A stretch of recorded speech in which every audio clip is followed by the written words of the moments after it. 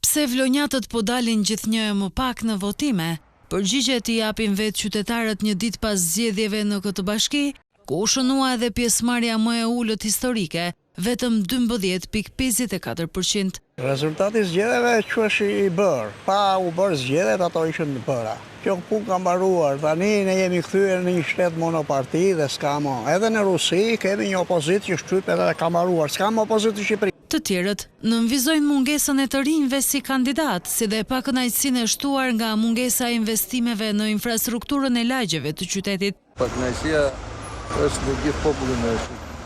Rinia vetë rinia. Vetëm ne pensionistët vetëm. Ku ka të ri?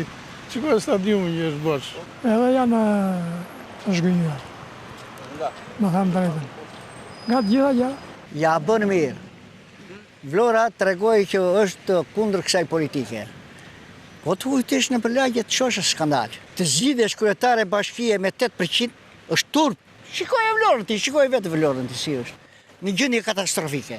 Në zgjedhjet e 9 nëntorit, morën pjesë vetëm 21.133 qytetar nga 171.895 me të drejtë vote. Brunilda Mersini u zgjodh kryebashkiake me 15.672 vota, ndërsa pjesa tjetër u nda mes dy kandidatëve të pavarur.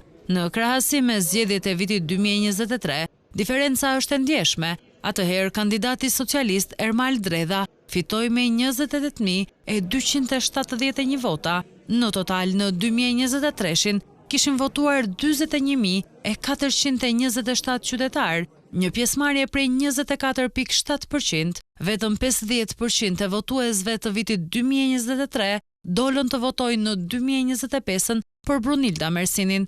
Krahasuar me 2 vite më parë, Partia Socialiste në Vlorë ka marrë rreth 12.600 vota më pak, ndërsa interesi i qytetarëve për të votuar është ulur ndjeshëm. Për analistët, janë disa arsyet pse qytetarët e Vlorës po i bojkotojnë zgjedhjet. Qytetarët janë edhe të zhgënjur nga qeverisja në këto vite. Ti kërkosh elektoratit të djathtë që të shkojë të votojë si dele një kandidat i cili vjen i imponuar, qytetarët dhe elektorati i djathtë janë aq të zgjuar sa që ta refuzojnë. Banorët nga ana tjetër kërkojnë më shumë transparencë dhe kushte më të mira jetese në qytetin bregdetar.